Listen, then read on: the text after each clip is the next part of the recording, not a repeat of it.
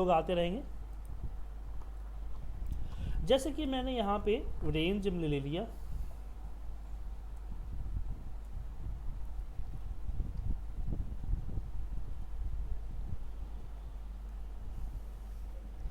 और मुझे इसको सिलेक्ट करना है, सिलेक्शन करनी है। तो सिलेक्शन मेथड, चलिए आज का टॉपिक हम पढ़ते हैं। इंसर्ट किया, मॉड्यूल्स लिया, और एक मैंने सब्जेक्ट यहाँ पे डिफाइन कर दिया, आर ब्रैकेट ओपन एंड क्लोज। अब मुझे यहाँ पे क्या करना है, मुझे सिलेक्ट करना है A1 से लेके F10 तक। तो जैसे कल मैंने कुछ सिलेक्शन की बात बताई थी जिसमें हम रेंज यूज करते हैं, तो यहाँ भी लिखेंगे हम रेंज A1 से लेके कहाँ है F10 तक, F10, ठीक है, डॉट सेलेक्ट। एक तो तरीका यह है सिलेक्ट करने का, या दूसरा तरीका बात करो जो कि हम लोग डायनेमिक करने के लिए करते हैं, इसको अलग अलग कर देते हैं।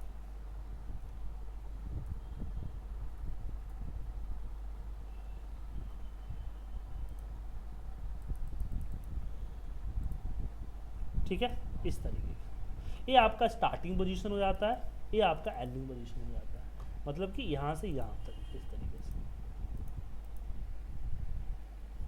क्लियर है? लेकिन आपको पूरा सेल सेलेक्ट करना है, उसके लिए क्या यूज करोगे, उसके लिए यूज करोगे रेंज A1 डॉट। देखिए जैसे कंट्रोल A करते हो ना, सिलेक्ट ऑल होता है, तो बेसिकली ये सिलेक्ट ऑल जो होता है वो होता कैसे है, सिलेक्ट ऑल बेसिकली वो किस कमांड से यूज होता है,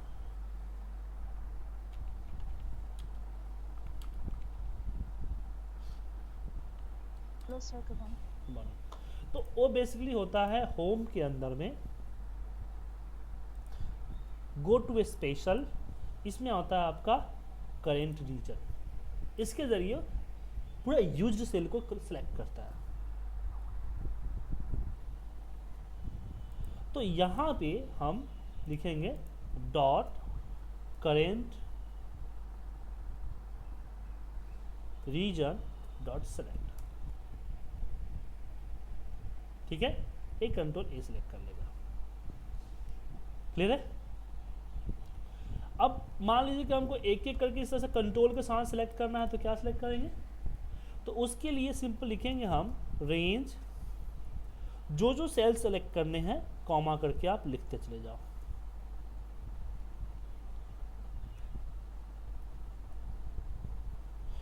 dot select A1 C1 C5 dot select.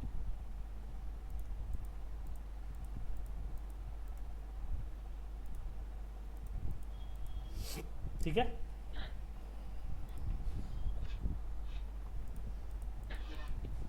इस तरह से ये तो होगी बात। लेकिन अगर मान लीजिए कि हम लोग ज़्यादा यूज करते हैं control page down, control direct नीचे आ जाता है ना, तो लास्ट में कैसे जाओगे आप, तो उसके लिए आपको जहाँ से चल रहे हैं उसका रेंज पहले देना होगा कि रेंज A1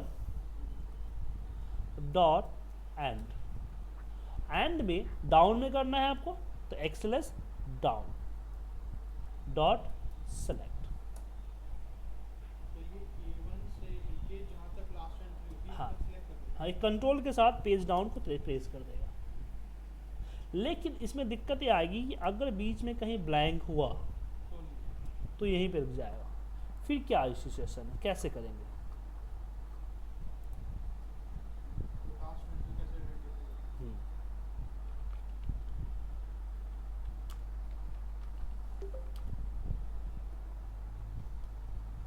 ठीक है।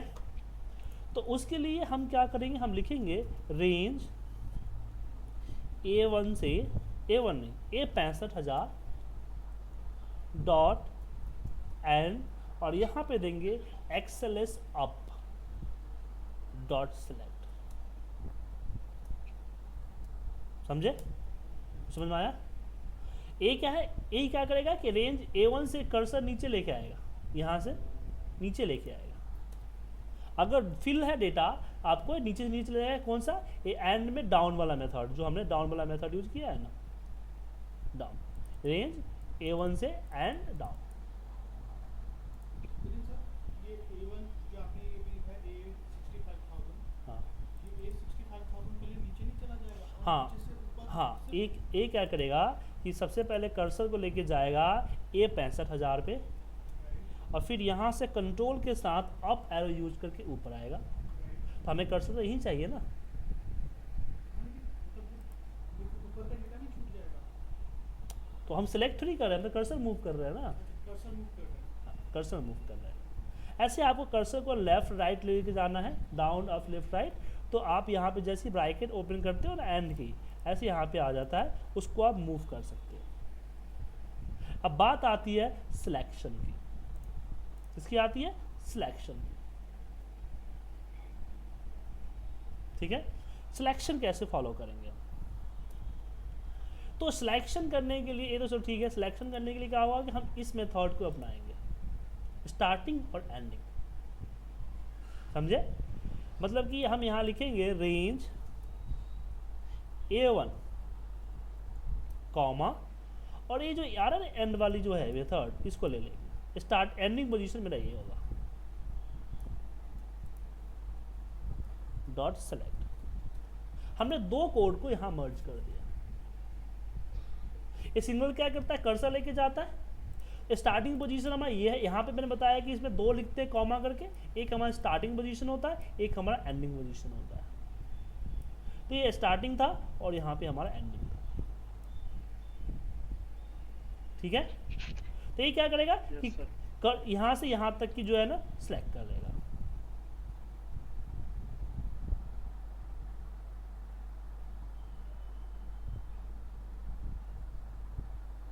ठीक है। अमर जी समझ में आया आपको?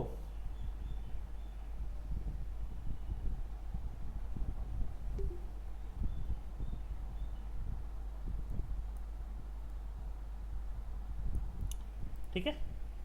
देन अब इसमें आगे बढ़ते हैं, ये तो समझ में आ गया। लेकिन मुझे अगर सिलेक्शन करनी है कुछ इस तरह से, यहाँ से इस तरह से, तो कैसे करेंगे? अगर डेटा इस तरह से है, पूरा डेटा सेलेक्ट करना ना मुझे इस तरह से, तो यहाँ पे हम यूज करेंगे कोड, हम देंगे रेंज, पहले इसमें दो लाइन कोड चलेगा, A1 पर पहला A1 है, वहाँ से चले रेंज A1 से dot end XLS to right, left होता है राइट होता है? लेफ्ट राइट होगा, राइट होगा, लेफ्ट नहीं होगा, राइट राइट होगा सर, लेफ्ट टू राइट होगा सर। डॉट सेलेक्ट, ठीक है। देन नेक्स्ट होगा रेंज, स्टार्टिंग होगा selection comma selection dot end excel DO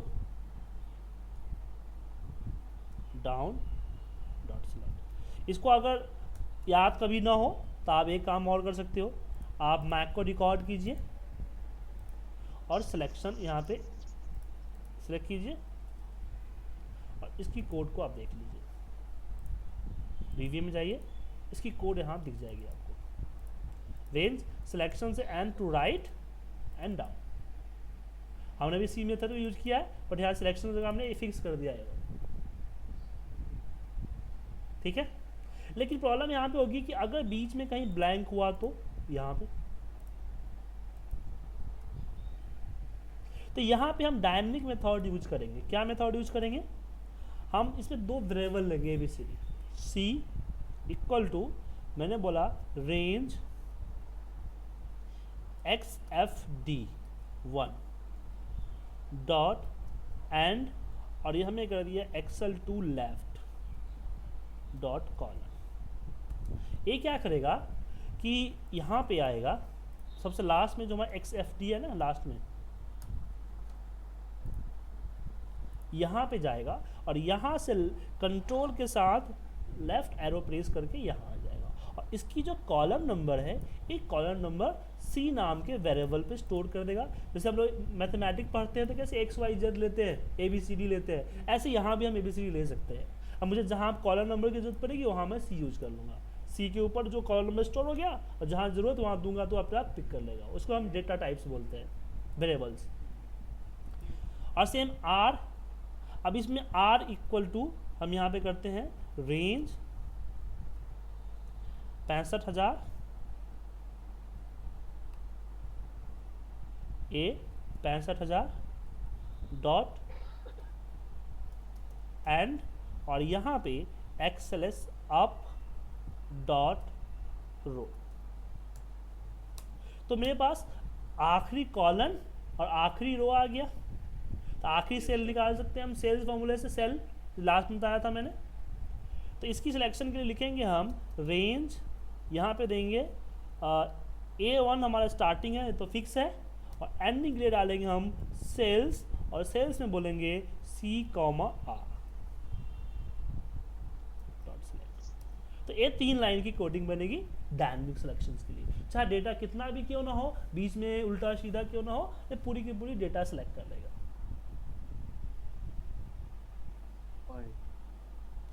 clear है? कोई डाउट किसी को? सर एक क्वेश्चन था, ये वाला जो आपने ऊपर वाला क्या था ना, रेंज A65,000, ये प्लीज एक्सप्लेन करेंगे एक बार? कौन सा? मेरी कनेक्शन खराब थी, ए वाली? समझा नहीं आपने क्या बोला। ये वाली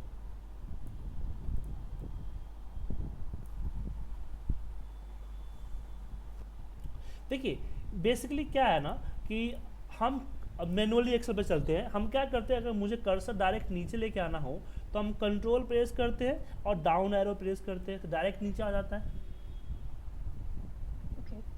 तो ऐसा अगर डायरेक्ट नीचे लाना हो तो इसके लिए कोड क्या लिखोगे आप? इसके लिए कोड लिखेगा, जी ऊपर वाला कोड है वो लिखोगे कि range A1 dot and exhale down dot select. ठीक है, लेकिन प्रॉब्लम कब होगी, जब बीच में अगर कोई ब्लैंक होगा तो कर्सर आपका उसी के ऊपर रुक जाएगा, और ऐसा होता भी है।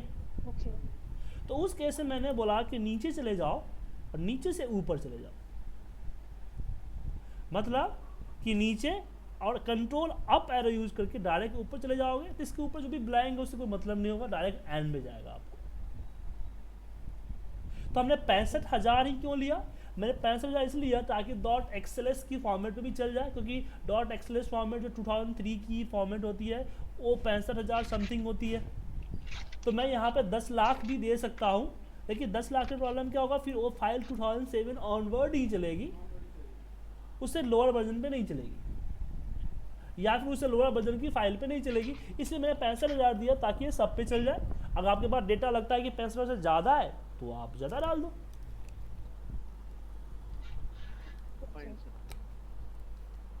आया समझ में सारा कोड? तो आपको सिलेक्शन करने आ गया कि डेटा आपका चाहे जैसा भी हो आप सिलेक्ट कर लोगे। आपको हर एंगल की सिलेक्शन आपको मैंने समझा दी क्या? आपको रो एंड कॉलम निकालना भी सिखा दिया, सेल्स के मेथड। अगर आपको पूरी की पूरी शीट सेलेक्ट करनी है, ये जो आता है पूरी की पूरी शीट ऐसे सेलेक्ट करनी है, तो उसके लिए कुछ नहीं करना है, सिंपल है, बस सेल्स डॉट सेलेक्ट कर दो, सेल्स डॉट सेलेक्ट। नहीं सर सेलेक्ट आपको नहीं सुन पा रहा हूं मैं, सुधीर जी अपने माइक चेक कर लीजिए प्लीज।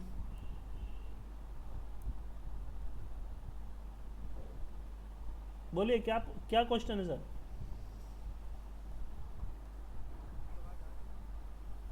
हल्की आ रही एकदम सर। हाँ बोलिए बोलिए।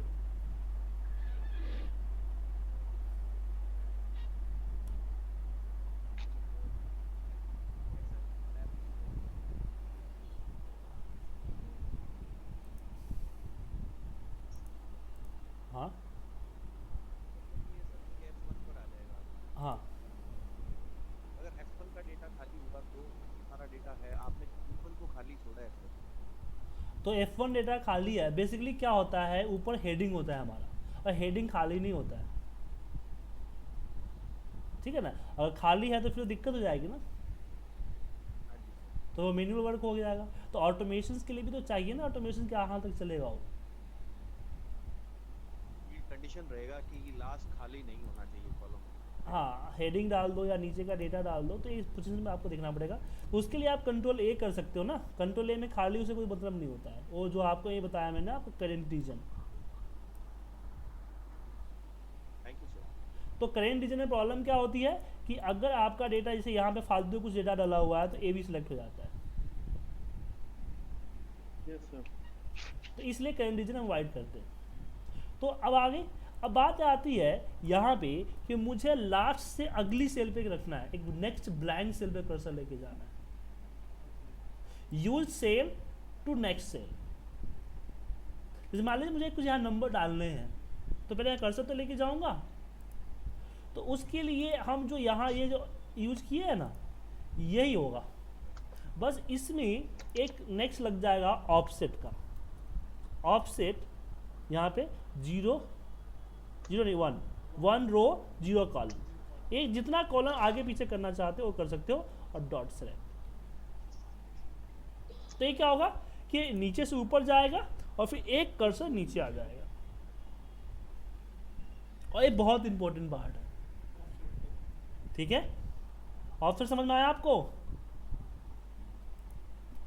रो एंड कॉलम। अब चलिए इनके बिहाफ पे हम एक प्रोजेक्ट करते हैं, तो मैं छोटे से आपको एग्जांपल समझाया।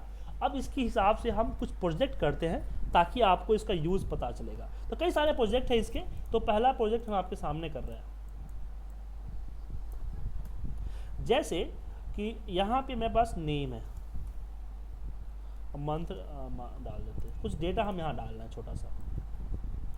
हम आपको सिखाने जा रहा है डेटा कोलेशंस, जो कि आपके ऑफिस में इसका काफ़ी यूज होता है। आप सीखने के बाद अपने ऑफिस लाइफ में इसका यूज भी करोगे।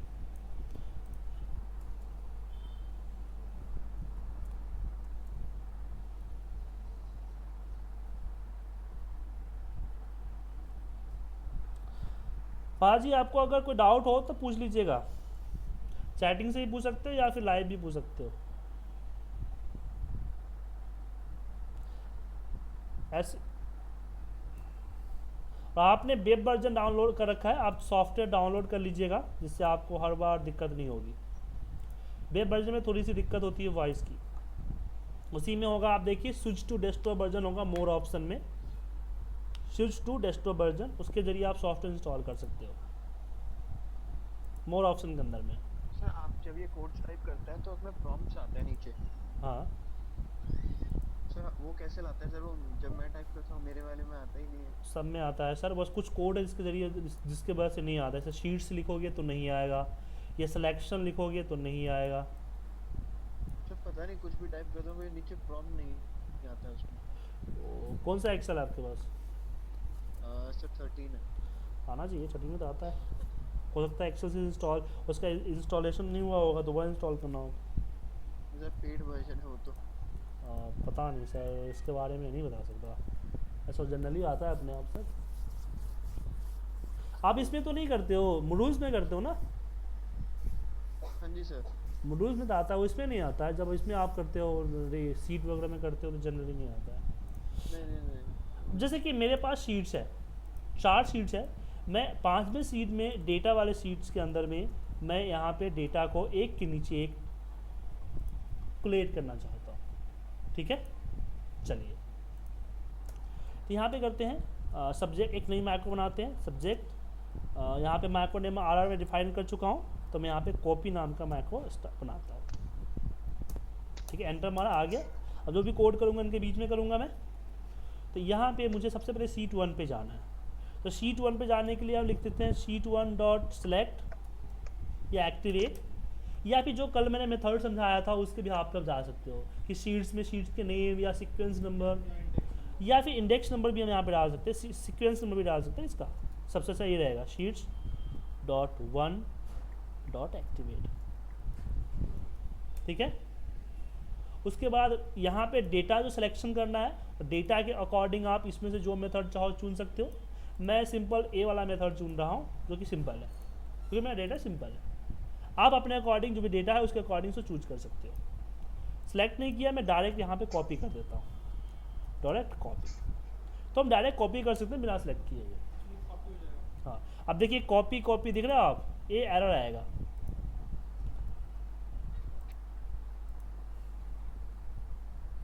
मैंने कैसे पता चला? क्योंकि उसका फर्स्ट लेटर कैपिटल नहीं हुआ था। ओके सर अब भी नहीं। देखते हैं, हो जाता है फर्स्ट लेटर, सबका फर्स्ट लेटर कैपिटल होता है, पता नहीं क्यों नहीं हो रहा है। पहले नाम चेंज तो कर दी मैंने, फिर मैं अभी ट्राई कर लूँगा, ये देखता हूँ एरर आ जाए। सब्जेक्ट में डुप्लीकेट लिख लीजिए। हाँ सब्जेक्ट में डुप्लीकेट लिख लीजिए। नहीं, मैंने नाम चेंज कर दिया ना, कॉपी है वो हो जाएगा, अभी हो जाएगा वो, ये सिस्टम में ये हो गया ना, एक बार कॉपी रजिस्टर्ड हो गया ना। उसके बाद मैं जाऊँगा डेटा शीट में, तो डेटा शीट का नेम फिक्स है, तो शीट्स यहाँ पे 6 कर दीजिए, जो भी मैं यहाँ पे डेटा लिख देता हूँ, डेटा, और यहाँ पे करता हूँ डॉट सेलेक्ट। अब मुझे एक के नीचे कॉपी पेस्ट करने हैं, तो मैं इस मेथड को फॉलो करूँगा, तभी तो कर्सर एक के नीचे एक आएगी, वरना लास्ट वाले को ओवरराइट कर जाएगी। यहाँ से भी 65 जाएगा, प्रिंट आप आएगा, ऑफसेट से एक नीचे आएगा। हाँ, तो अगर मैं 2 शीट का, मैं पहले 2 शीट करके दिखाता हूँ, तो कॉपी कर दिया, पेस्ट कर दिया, और यहाँ पे 2 शीट कर दिया, शीट 2। तो क्या करेगा, पहले शीट को एक्टिवेट करेगा, कर्सर A1 पे जाएगा, कॉपी करेगा, डेटा शीट पे जाएगा, सेलेक्ट करेगा, और इसके बाद रेंज सीट रेंज A65,000 से ऊपर से नीचे आएगा, ठीक है, और एक कर्सर को यहाँ पे सिलेक्ट करके यहाँ पेस्ट कर देगा। पहले शीट में करने की ज़रूरत नहीं है, A1 भी डायरेक्ट कर सकते हो। उसके बाद यहाँ पे पेस्ट करने कोड डालना पड़ेगा, एक्टिव शीट डॉट पेस्ट। क्यों? क्योंकि पेस्ट जो है पार्ट ऑफ शीट है, और पेस्ट क्या है, शीट का पार्ट है, रेंज का पार्ट नहीं है, तो एक्टिव शीट डॉट पेस्ट करना पड़ेगा। तो इसको अगर मैं रन करूँगा तो आप देखोगे कि 2 शीट का डेटा ऊपर नीचे पेस्ट कर दिया। तो ऑफसेट हमने इसलिए लगाया, अब ऑफसेट इसलिए लगाया कि नीचे से ऊपर जाएगा तो लास्ट डेटा होगा, और एक कर्सर नीचे आएगा तो यहाँ पेस्ट करेगा ना, तो एक लास्ट को ओवरराइट कर देगा, इसलिए मैंने ऑफसेट यूज़ किया।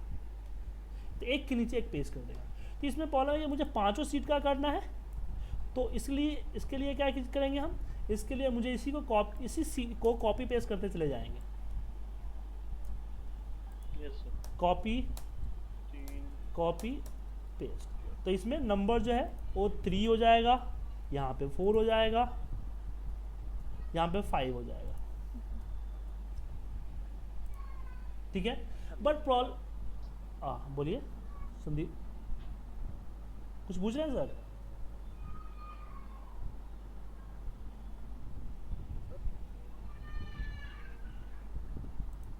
आप बोलिए, कुछ पूछ रहे हैं सर?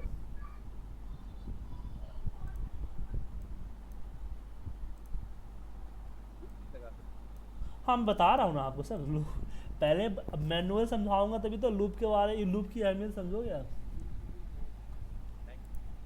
तो इसमें हमने यहाँ किया। अब प्रॉब्लम ये आती है कि अगर मुझे 50 हुए तो 50 कॉपी पेस्ट करने पड़ेंगे, तो दिक्कत है।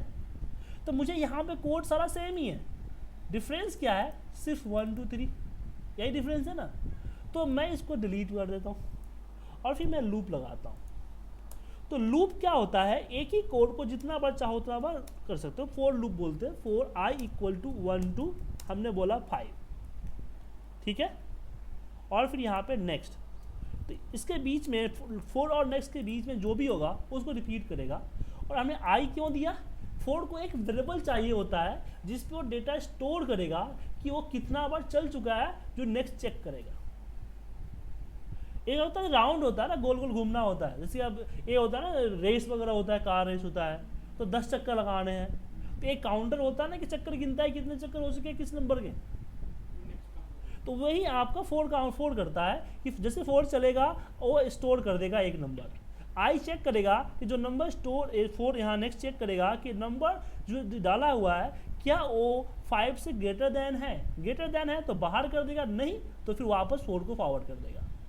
ये राउंड अप चलता रहेगा जब तक कि आई पे स्टोर वैल्यू ग्रेटर देन 5 ना हो जाए।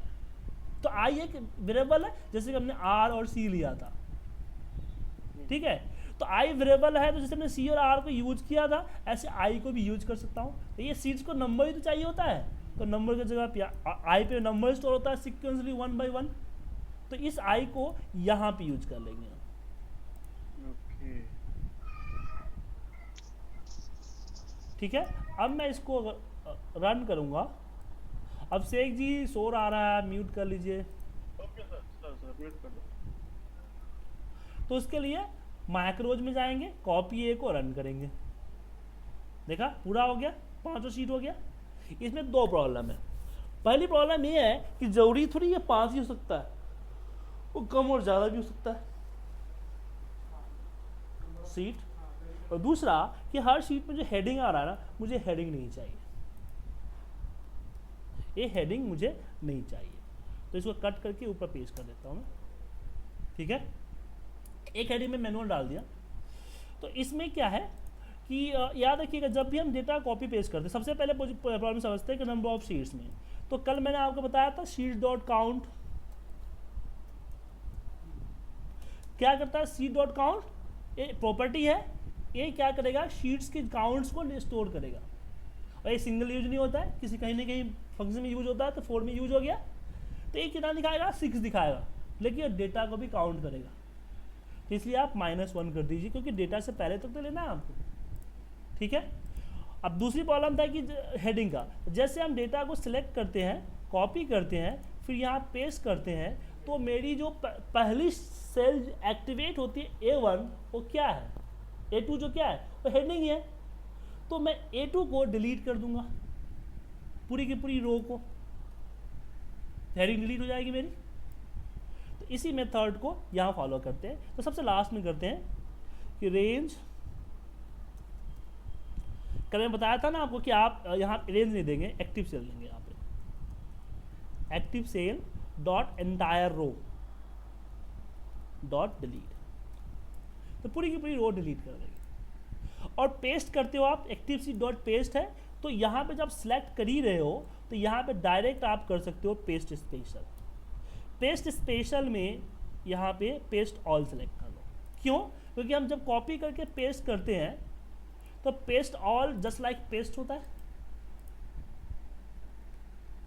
तो इससे फायदा क्या हुआ कि मेरी एक लाइन जो एक्टिव सी डॉट पेस्ट था वो बच गया, तो हमारा मैक्रो और फास्ट चलेगा।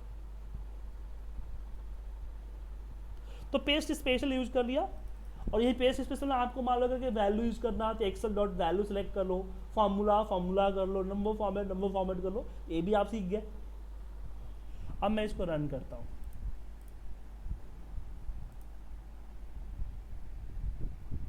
ओके, तो चाहे जितना भी शीट ऐड हो या डिलीट हो, बस एक रखिएगा कि जो जहां पेस्ट करना है वो हमेशा लास्ट में रखिएगा, और इसको अपने अकॉर्डिंग और भी मॉडिफाई कर लीजिएगा। अब इसमें आपको मैं एक होमवर्क दूंगा, एक क्वेश्चन दूंगा कि मुझे इसमें क्या करना है, यहाँ पे शीट का नेम आपको डालना है कि किस शीट से डेटा आ रहा है। क्योंकि अभी मैंने तो कैलकुलेट कर लिया, कैलकुलेट मुझे सेपरेट करना होगा, तो आइडेंटिफाई कैसे होगा कौन सा सीट किससे डेटा है। ठीक है, तो ये आपको निकालना है, this is the your job. Sir एक बार वो रो डिलीट करने वाला दोबारा बता दो। बस मैंने सिंपल डिलीट कर दिया, active cell dot entire row dot delete. Sir इसको सिलेक्शन कहाँ से मिला कि कौन सी रो डिलीट करनी है? तरुण जी क्या है, जब हम डेटा को कॉपी करके पेस्ट करते हैं ना, तो एक्टिव शीट हम नहीं लिखा एक्टिव शीट। तो मैंने पहले बताया था कि selection the selected data, active sheet मतलब जो यहाँ दिख रहा है ए नेम बॉक्स में A2, तो A2 को डिलीट, A2 की पूरी रो डिलीट मारेगा। ऐसे ही जब दूसरा बार कॉपी पेस्ट होकर नीचे पेस्ट होगा, तो A क्या होगा, A13 को डिलीट मारेगा पूरी रो को, क्योंकि मैंने सिलेक्शन नहीं दिया है, मैंने दिया है एक्टिव सेल। ठीक है ना, ठीक है और कोई डाउट किसी को? बाकी सब कल पता चलेगा। ओके, अब नेक्स्ट क्वेश्चन है data transfer one sheet to another sheet. जैसे कि मैं यहाँ पे फॉर्म है, यहाँ पे डेटा है। अगली टॉपिक पढ़ लीजिए, ए ऑफसेट से ही मिलता जुलता है, तो आपको और समझ में आएगा।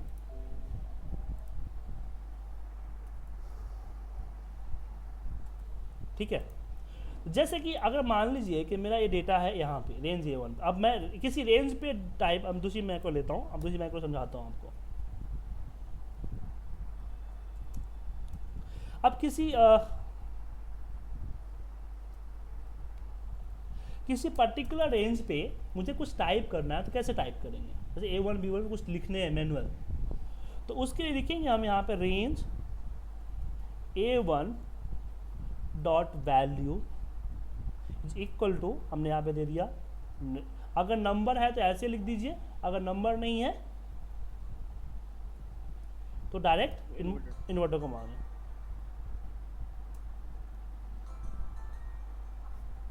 ठीक है, हेलो जी, यस सर। बोल रहा हूँ।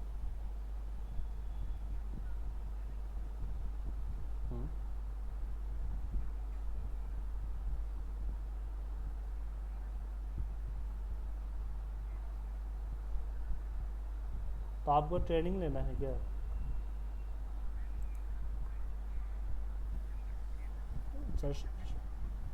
सर आप ऑनलाइन में वीडियो डाल रखिए, उसको देख लो। अब सॉल्यूशन के लिए हमारे पास टाइम तो नहीं होता है। अगर आप ट्रेनिंग लेना चाहते हो तो मैं आपको ट्रेनिंग दे सकता हूँ, सॉल्यूशन वगैरह मैं नहीं प्रोवाइड करता सर। सॉल्यूशन हमने तो वीडियो ट्यूटोरियल डाल रखा है ना सर। अगर आपको कोई फाइल वगैरह बनवानी है तो हमारी टीम बना देगी, वो चार्ज करेगी, आपको चार्ज हो जाएगा। समझ गया ना? आप खुद समझो ना सर, कोई हेल्प सेंटर माइक्रोसॉफ्ट का हेल्प सेंटर नहीं है ना ये सर।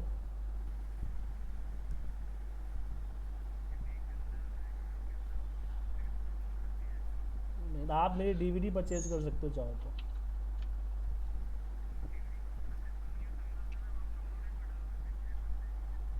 हाँ ठीक है, जब देख लीजिए, ऑनलाइन देख लीजिए, या डीवीडी परचेज कर लीजिए, या फिर लाइव मेरे साथ क्लास ले लीजिए, जैसा करना है कर सकते हैं। अगर आप क्लास लेते, अगर आप ट्रेनिंग ज्वाइन करते हो तभी मैं आपको ऑनलाइन सपोर्ट दूंगा, ऐसे ऑनलाइन सपोर्ट नहीं दूंगा आपको मैं। अगर आप ट्रेनिंग ज्वाइन करते हो तो इसकी फ़ीस 10,000 रुपीज़ पड़ेगी for the advance excel VBA macro का। 1.5 से 2 महीने का कोर्स होगा।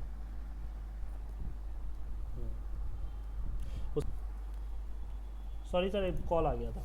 तो हमने बोला range A1 dot value equal to name, एक पर्टिकुलर रेंज पे एक नेम डालना हो तो इसका यूज कर सकते हो, या फिर आप यहाँ पे लिख सकते हो रेंज V1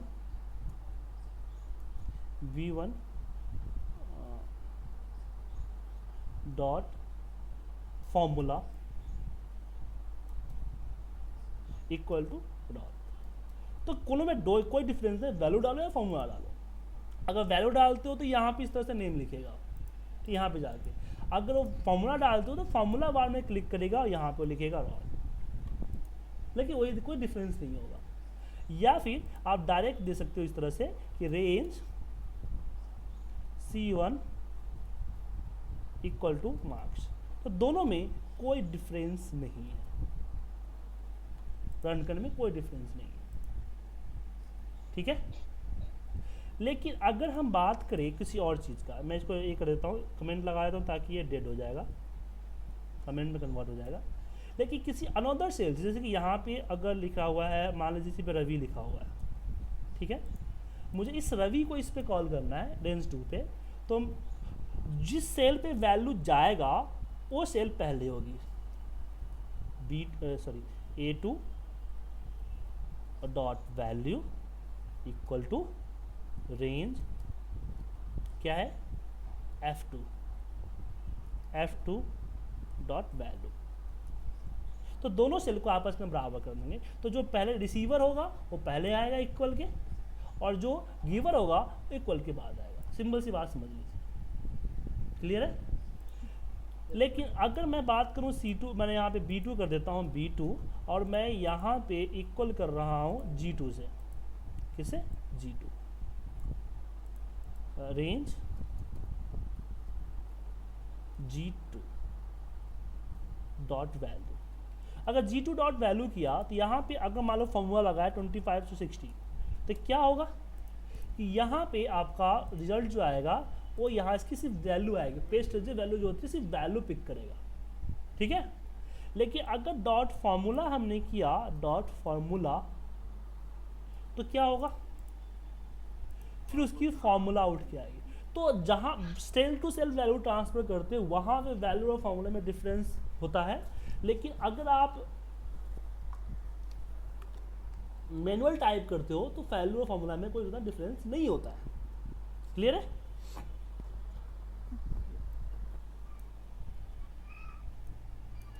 तो चलिए आगे चलते हैं। अब मैं फॉर्म बनाता हूं यहाँ पे, नेम, रोल, और यहाँ पे देता हूँ मार्क्स।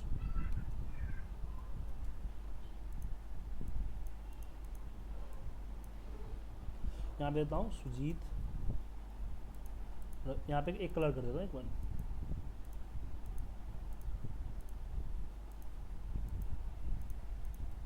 मैं चाहता हूँ कि जैसे मैं यहाँ पे एक बटन बनाऊँ, बटन में क्लिक करूँ, ये डेटा उठ के मैं फॉर्म डेटा के यहाँ पे स्टोर हो जाए, अरेंज होके, फिर दूसरा बार करूँ तो इसके नीचे जस्ट डेटा एंट्री की तरह, ठीक है। तो चलिए इसके लिए हम माइक्रो बनाते हैं, सब सेंड के नाम से। तो मुझे डेटा डालना कहाँ है, डेटा शीट में डालना है। तो मैंने बताया था आपको कि अगर रेंज किसी और शीट की हो तो उस शीट का पास लेना होता है। तो आप ऐसे लिख सकते हो। अब प्रॉब्लम यह है कि अगर मैं दूसरी शीट एक्टिवेट कर दूंगा दिक्कत हो जाएगा। तो अगर आपको एक्शन करना है उस पर यहाँ पे जाके कर्सर सिलेक्ट करनी है तो आपको एफ डेटा को एक्टिवेट करना पड़ेगा। जैसे कि मैंने यहाँ बताया ना कि आपका F2 पे क्लिक करना, यहाँ A2 पे क्लिक करना है, लेकिन मुझे अगर A2 किसी और शीट पे करनी है तो मैं यहाँ पे उस शीट का रेफरेंस दूंगा कि शीट्स, यहाँ पे दे दिया मैंने फॉर्म, कि फॉर्म A2 पे डेटा किसका आ जाए, एक्टिव शीट का। या फिर किसी और शीट का करना चाहते हो तो यहाँ पे शीट्स, इसमें हो जाएगा आपका डेटा, एफ डेटा। ये क्या होगा कि फॉर्म डेटा पे एफ डेटा है, उल्टा हमने कर दिया, इसको इसलिए उल्टा करना चाहिए था, इधर करना चाहिए था, उल्टा कर दिया हमने इस तरह से कि एफ डेटा के F2 पे फॉर्म डेटा के A2 का डेटा पेस्ट हो जाएगा, लेकिन सेम फाइल में, सेम फाइल की डेटा पे। अगर कोई अनदर फाइल है तो वो फाइल आपका ओपन होना चाहिए। उसके बाद यहाँ पे लिख सकते हो आप वर्क बुक्स, अब यहाँ पे दे सकते हो फाइल बुक 1.xls, और ऐसे इधर भी दे दोगे जो भी आपका फाइल का है, एक्सटेंशन है, कोई बात दे दो, लेकिन फाइल ओपन होनी चाहिए। तो यहाँ पे मुझे बस शीट टू शीट है, फॉर्म टू डेटा भेजना है। तो मैं अब मुझे यहाँ पे एक के नीचे एक ट्रांसफर करने हैं ना, तो मैं लिखूंगा कि रेंज, सॉरी यहाँ रेंज नहीं, सीट्स, पहले रेंज देता हूँ बाद में सीट लगाऊंगा। Range A65,000 dot end XLS up dot offset 1,0 dot value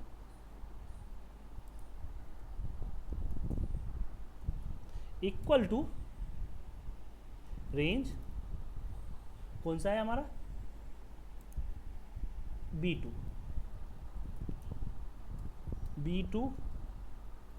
dot value, ठीक है। लेकिन सेम सीट हो जाएगा, यहाँ पे शीट का रेफरेंस देना होगा, शीट्स, इसे मैंने बोल दिया एफ डेटा, और इसके आगे क्या लगा दूंगा मैं, शीट्स फॉर्म, ठीक है। अब बस कुछ नहीं करना है, इसे कॉपी पेस्ट कर देना है, कॉपी पेस्ट। अब यहाँ पे हो जाएगा आपका 0 और यहाँ हो जाएगा 1 और ये हो जाएगा आपका B4,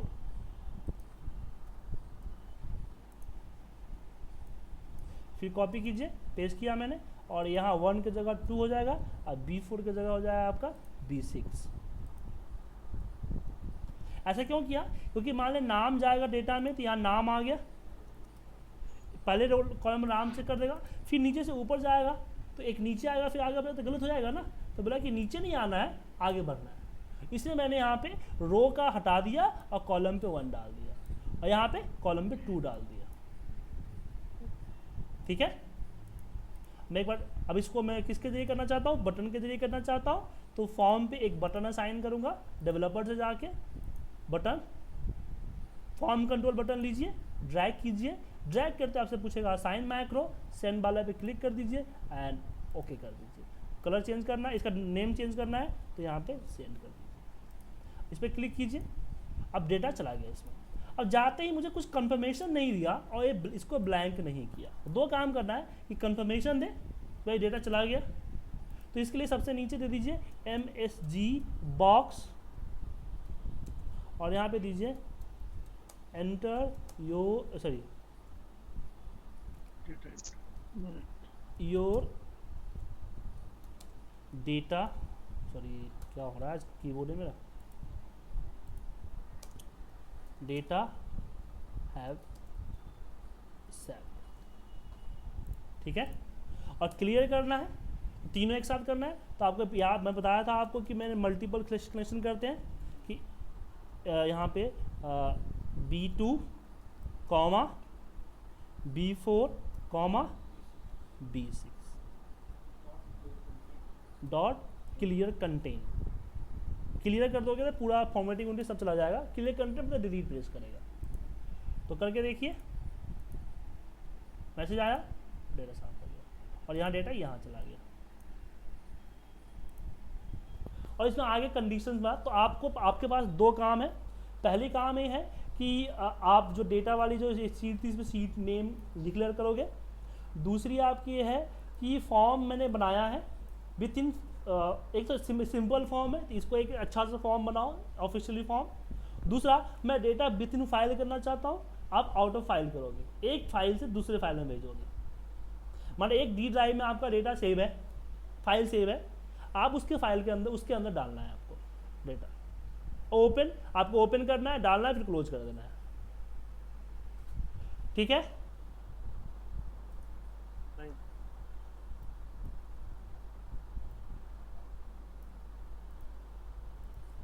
यहाँ पे मैं डेटा जो है रेंज के नाम से आपको ये फाइल भी मेल कर देता हूँ ताकि आपको मिल जाएगा। और फैज जी आप मेरी वेबसाइट iptindia.com पे जाके क्या जी, जो आपने बोला कि शीट का नाम देना है, हाँ, तो वो हर कॉलम के उसमें, सॉरी हर रो के साइड में शीट का नाम आना चाहिए या सिर्फ एक स्टार्टिंग में? हर रो पे आएगा तभी तो फिल्टर लगेगा, पिवट लगेगा, फिल्टर लगेगा। मान लो ना सीट नेम नहीं हो, मंथ वाइज है, तो मंथ वाइज आपको डेटा निकाल ही करना है, पिवट लगाना है, तो कैसे लगाओगे? और एक पे डालोगे तो फर्स्ट पे। ठीक है। तो ठीक है, कल मिलते हैं। ये फाइल मैं आपको ईमेल कर देता हूँ और रिकॉर्डिंग भी थोड़ी देर में आपके पास मेल पे आ जाएगी। सर आप कुछ बोले थे IPT इंडिया के बारे में? नहीं, मैं फहाद जी को बोल रहा था ना, उनकी बेसिकली वो बैच लिस्ट में उनका नाम नहीं आया ना, वो फॉर्म नहीं भरे ना अभी तक। वो फॉर्म भर देंगे तो बैच लिस्ट में नाम आ जाएगा। Okay, bye. Bye, thank you sir.